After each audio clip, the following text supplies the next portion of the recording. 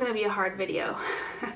It's gonna be a really hard video for me to film. Probably the hardest video I've ever had to film, but I feel like for me, I need to do this as part of my grieving process. I know everybody grieves a little bit differently. Some people journal, some people, you know, call and talk to their best friend or their sister or their mom. But for me, I talk to myself, camera, film videos. So I feel like I need to do this.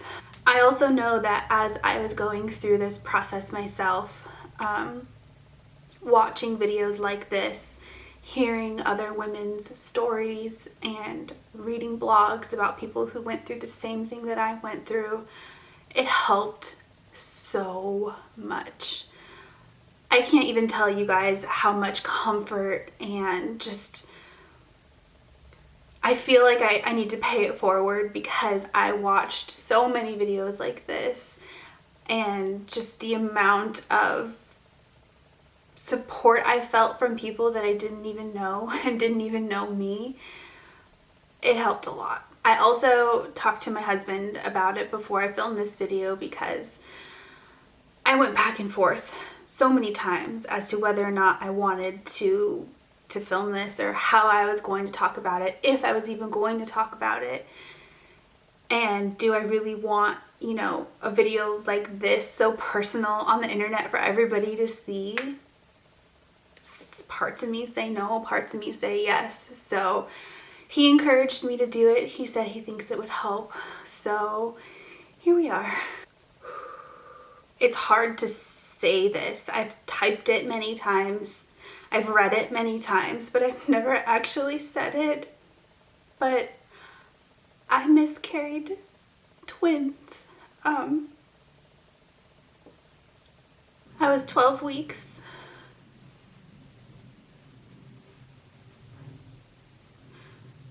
And I miscarried twins.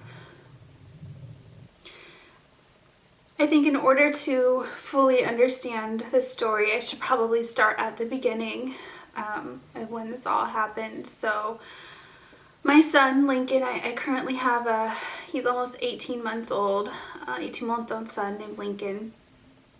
So when he turned 1, my husband and I decided that we would go ahead and start trying for a second baby. We knew we wanted them close in age.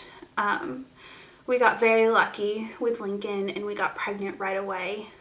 So we knew that was a possibility, but there's always the, you know, the what if it takes a little bit longer. So we decided to start trying in October. So my son turned 1 in September. We started trying in October. And we got really lucky again. We got pregnant right away. Good morning, guys. Today it's 12 DPO and I'm once again super nervous. But today I'm like extra nervous because I'm really truly expecting to see a positive. I've been like standing here for the past minute just breathing because I'm so nervous, you guys. I don't know why. Like, it just is what it is. It either is or it isn't, you know what I mean? But okay, 7:57.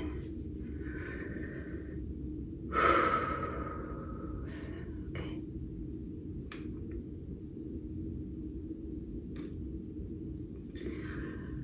There's definitely lines there, guys.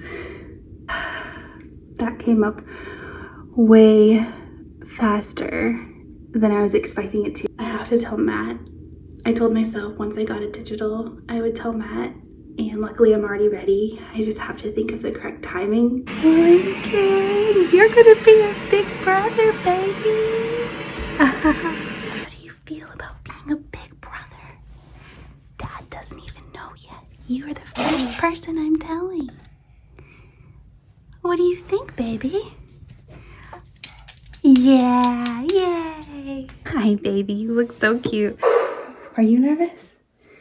I'm nervous. Can you feel Mama's heart beating? Look at your big bro shirt. Oh my God, I'm so nervous. Go show Dad your shirt. Lincoln.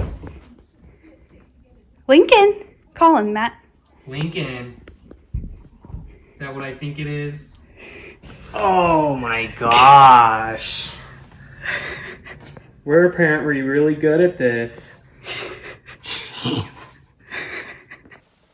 I was so happy.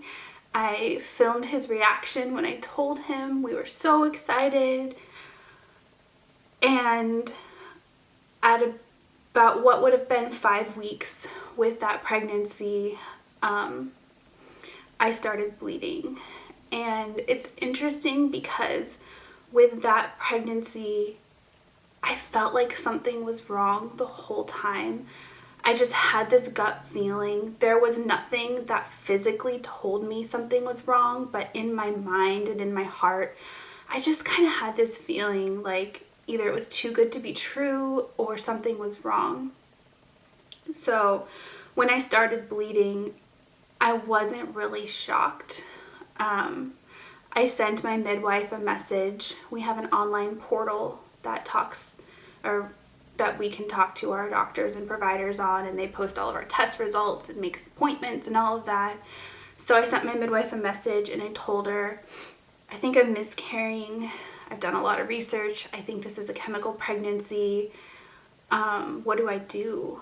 And she replied back and said, what you're telling me sounds exactly like a biochemical pregnancy, which if you're unfamiliar, it's still a pregnancy, it's still a miscarriage, but it's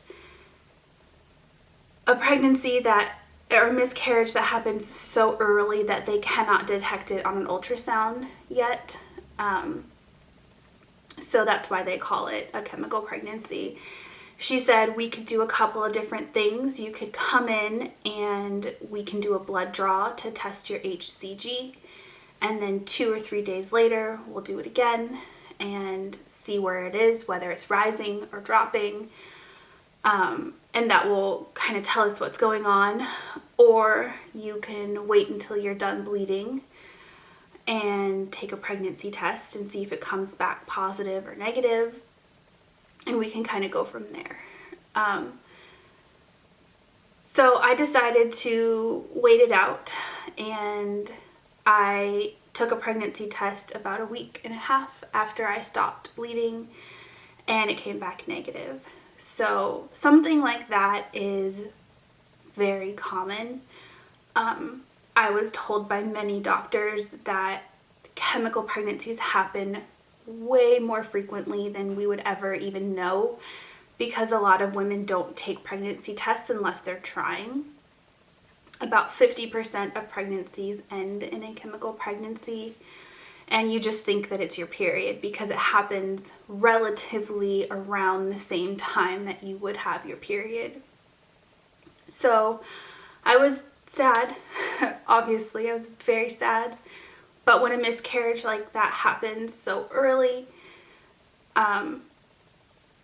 it kind of brought me comfort that it did happen so early, because I was able to start trying again right away, and the recovery process was very quick. It was just a period, you know. But of course, I was still really sad, and so was my husband. But we decided to start trying again right away, so that that cycle, 2 weeks later, we decided to go ahead and try again, and we got pregnant again right away. Currently 10 DPO today, and yesterday I took a little cheapy pregnancy test in the morning, and it came back totally negative, and I was like, I just have a feeling. So I took another one that night, or yesterday night, and I feel like I see the faintest line, like very, you probably won't even be able to see it on camera. It's like right there. And oh my god, I'm so nervous. I took another TB this morning, but I'm gonna do a first response just to be on the safe side.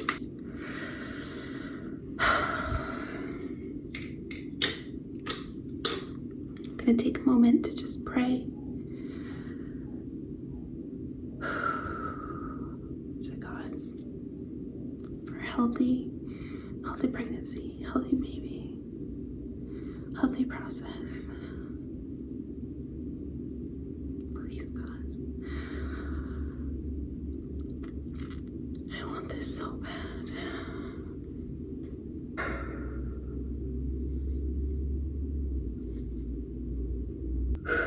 Okay.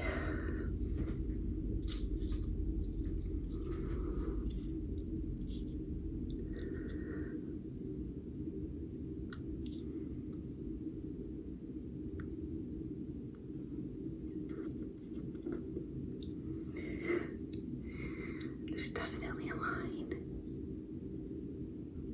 Oh my God.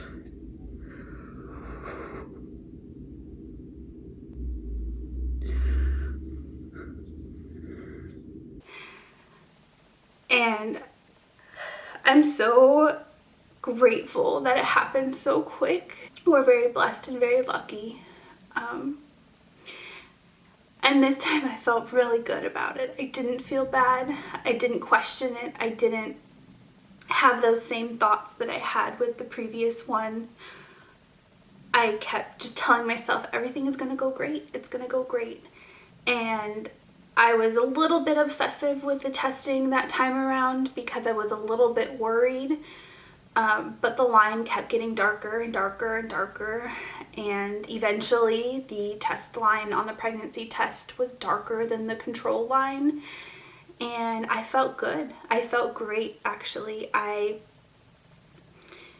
just had all these plans and ideas in my mind, and I was so happy, and I counted out when the due date was going to be, and I had my first prenatal visit scheduled, and everything was great. At around 5.5 weeks, I started spotting, and this wasn't super alarming to me. I know that spotting, especially that early on in your first trimester, is so common.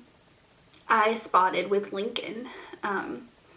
My spotting with Lincoln lasted 1 day, and it never came back. And with this one, the spotting didn't go away. It continued for a whole week, and that was Christmas.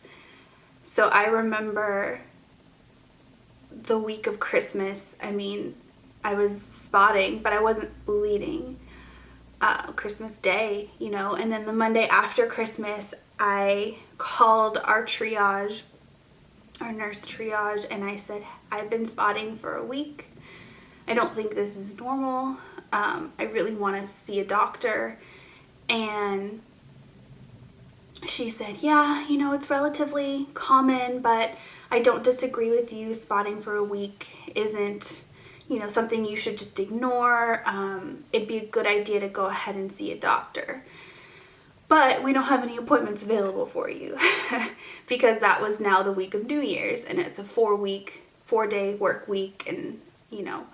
So I was like, well, what am I supposed to do then? And she said, well, you can either go to the ER or, you know, wait till an appointment is available in a week or whatever it was. So I actually ended up going to a different doctor.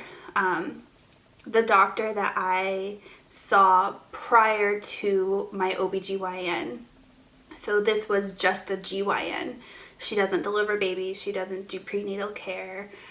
So I went to her office. She got me in right away. You know, thank God for small town doctors, right? So I'm 6 weeks, 1 day pregnant today, and I'm currently sitting in front of my old OBGYN office because I've been spotting for the past week, and this past weekend, so today's Monday, it was Christmas, so I couldn't really get a hold of anybody.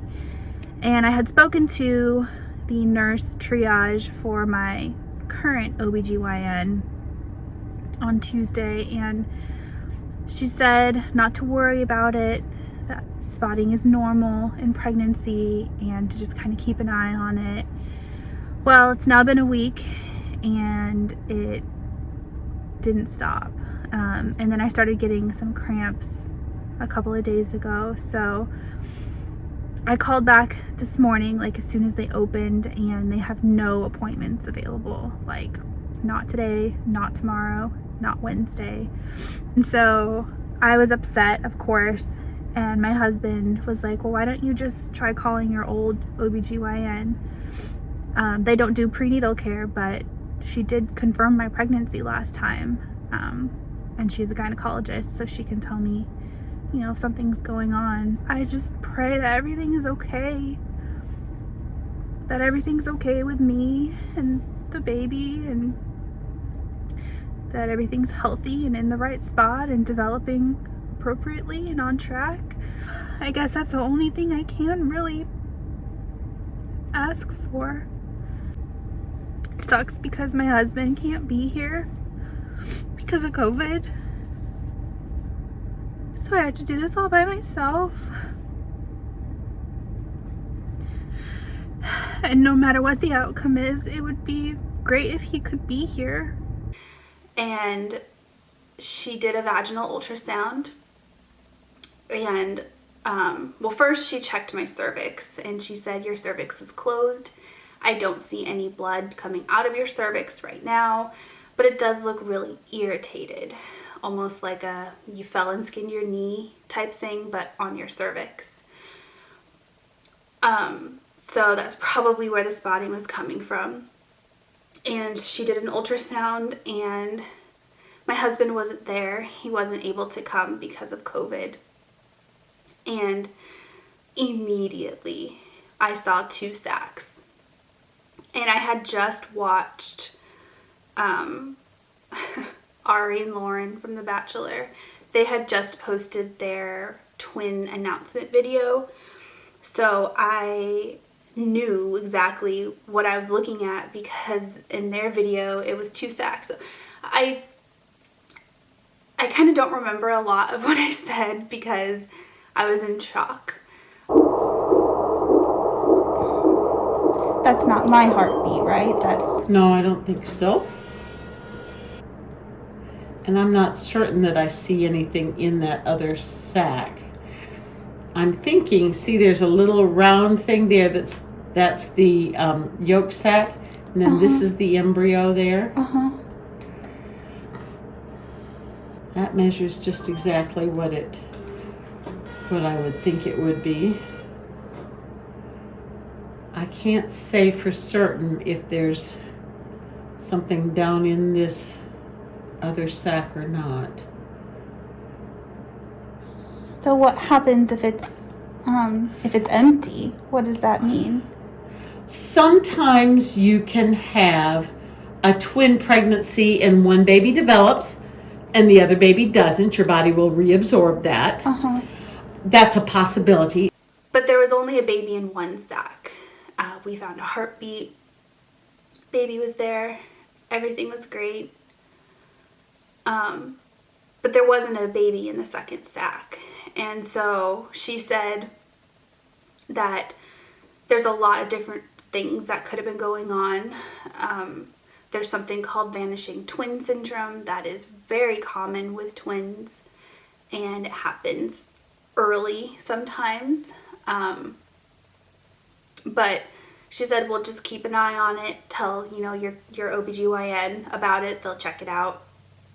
And if it is a vanishing twin, your body just absorbs the tissue and it goes away, and then you just have a singleton pregnancy and everything is fine. And then she also advised me that to keep an eye on the spotting, and if it got heavier or if I started experiencing cramping,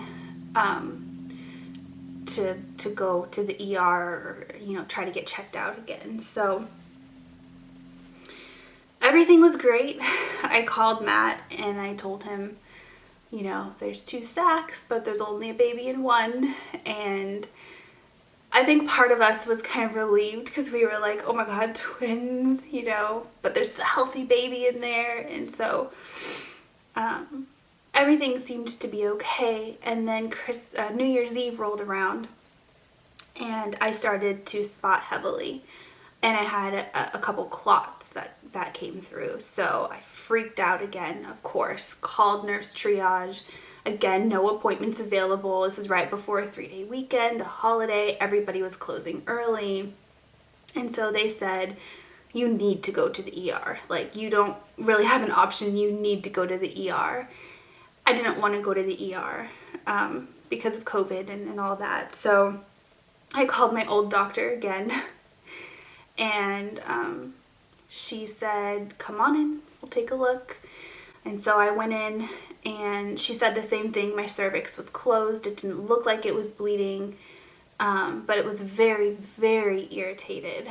And she asked me, like, if I had recently put anything in there, and I'm like, no, I have not. But it wasn't anything that she was super worried about. And then she did the ultrasound again. Okay, this is baby B. My husband's probably freaking out right now. That's all right. It's appropriate to freak out. Okay, 2 different heart rates. The other one was 121. This is 120. Okay. Okay. Is that a good rate for this? Oh, yeah. For this early, and it's better than it was the other day. Yeah, it's a lot better. What a difference just a couple days can make. I know it, isn't it amazing? And also, it's just kind of gotten it positioned in a different way in the uterus. The uterus is positioning itself differently. So, alrighty. So here we have baby B right there. A little flicker. And that's the one that we couldn't see last time. Yeah, right? I couldn't see that one for certain last time. This is the one that I saw. I see a good yolk sac on this one. Uh-huh. I had one point on the other one where I could see it. I could see a yolk sac, but again, it's in a different kind of a focus. So I can't tell you that.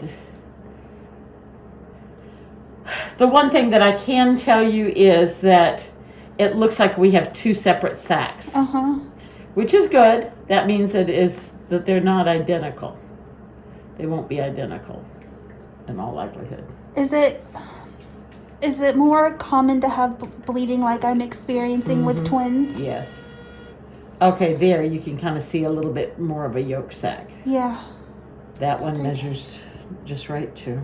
So was it just hiding last time? It was in a different position. The uterus was in a different angle. Here's the cervix. This is good. You've got a good long cervix. Now, I don't see there's just that tiny little black area right there.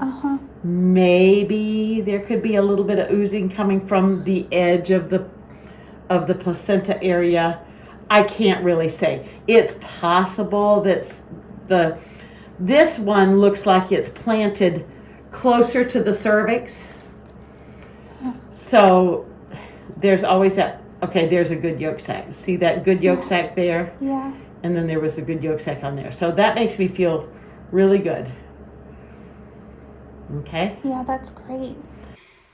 And there was 2 babies this time. So there was 2 sacs and 2 babies and 2 heartbeats, 2 strong heartbeats.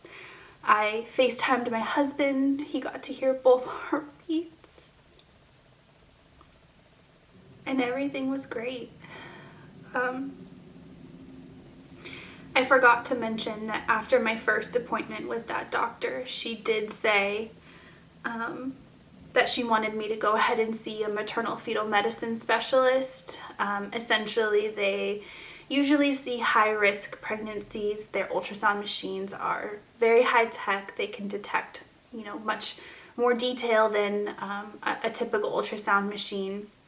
They see a lot of twin cases. They usually work hand in hand with your OBGYN. So she made an appointment for me with them, and she also ordered some HCG blood draws just to make sure that everything was okay. So the day after I saw her the first time, she called me and she said, "We got your HCG back. Everything looks great. Your numbers are actually really high. She said that that can mean multiples because remember we had the empty sac, but it doesn't necessarily mean there's multiples, but your HCG looks great. And then 2 days later, I went and got it drawn again. She called me with the results and she said, they look great. They're doubling.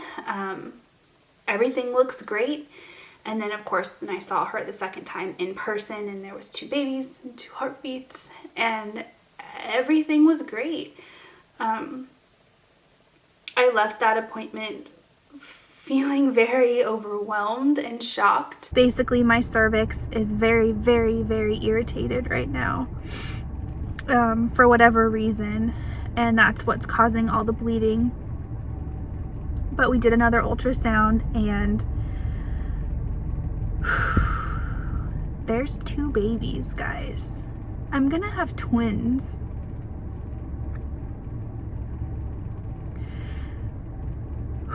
And I'm trying to process all of this because it's a good thing. It is. But it's scary.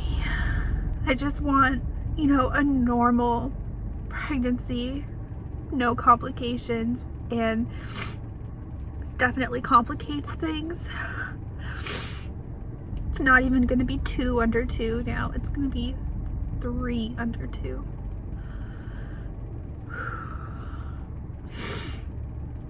Oh my God. I had to tell Matt on FaceTime. Imagine how he feels right now. I just have to remember God doesn't give you any more or any less than he knows you can handle. My husband and I were scared, terrified actually, because that would be 3 kids under 2 years old. Lincoln would be 23 months, 22 months when they're born. So we were scared. It took a while, you know, a couple of weeks or so to get that feeling of angst to go away.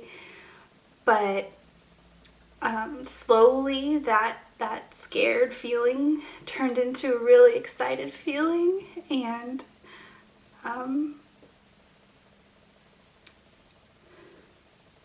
I started, you know, researching triple strollers and minivans and started building a registry of all the twin gadgets I could find, and started getting really excited. We took my first bump picture. I bought the twins their first matching outfits, and we were really excited. And then we had our ultrasound with maternal fetal medicine. Hey guys, so today is January 7th and I have another ultrasound appointment today. I'm kind of excited because this is the first time my husband gets to go with me and see the babies, see their heartbeat, which I think is so important. And it really sucks that he hasn't been able to be a part of any of that so far. So I'm super thankful that they're allowing me to bring him to this appointment. I'm a little nervous because we're dropping off Lincoln at our neighbor's house. Sorry, I just put lip gloss on and it's like, and he's been with family and close friends, but always at our house, never at somebody else's house. So I'm a little bit nervous, like, about how Lincoln will do, but it'll be okay. As far as this ultrasound goes, it's at this high-risk ultrasound place, or high-risk pregnancy ultrasound place. Typically, these ultrasounds are used to identify potential like issues with the baby or the mom. At this point in time, I've been told that I'm not high risk, but the point of this ultrasound is to see where the bleeding and the spotting is coming from that I'm having. So whether it's, you know, like a hematoma or a hemorrhage or what's going on with that. It's nice that I get to see, you know, the babies again, and it's nice that Lincoln gets to go with me, that my husband gets to go with me. But I am a little bit nervous about it just because, I don't know, I always get nervous with these kinds of things. My husband was able to come to that one. which was wonderful. I'm so grateful looking back that he went to that appointment with me, because he got to see the two babies. He got to hear their heartbeats. He got to see their heartbeats. He got to see them moving around and jumping around, and, you know, two little beans on the screen. Everything was great. The babies were measuring right on track to the day. Their heartbeats were in the 170s. Everything was perfect. The bleeding had stopped. I hadn't had any spotting in about a week and a half at that point. And I mean, there was nothing to indicate that anything would be wrong. That was right at about 8 weeks. So the day after that appointment, we told our families. We showed them the ultrasound pictures. We told them that it was twins. Everybody was shocked. But we were all really excited. Everything was great. About a week after that appointment, I had a trip planned to go visit my family. This trip was planned, you know, prior to all of this happening. So I remember on the way to the airport, I had really bad cramping on my left side. But this cramping had kind of been there the whole time. I remember telling my midwife in my first appointment, after maternal fetal medicine, I told her that everything was great except for I had this like small cramping on the left side, and she said that that's, you know, normal growing pains. You got two babies in there. Your uterus is stretching faster than it did last time. But to just kind of keep an eye on it. So if it becomes unbearable, then you probably need to go get that checked out. So on my drive to the airport, I remember even telling my husband, I was like, oh, it's cramping, you know, it's not horrible, but it's just there and I could feel it. And that's really the only symptom that I had to indicate that anything was wrong. About a week after that, I noticed my symptoms were going away. So all of the first trimester pregnancy symptoms were going away. And because it was twins, I had higher hormone levels, and my nausea and food aversions were really bad this time compared to when I was pregnant with Lincoln. I actually filmed a lot of videos about this pregnancy when I was about 7 weeks pregnant. I filmed my 2-week weight symptoms video, weeks 5, 6, and 7 symptoms video. I filmed a video saying how I thought it was twins before I knew it was twins. I mean, I filmed a lot of videos, and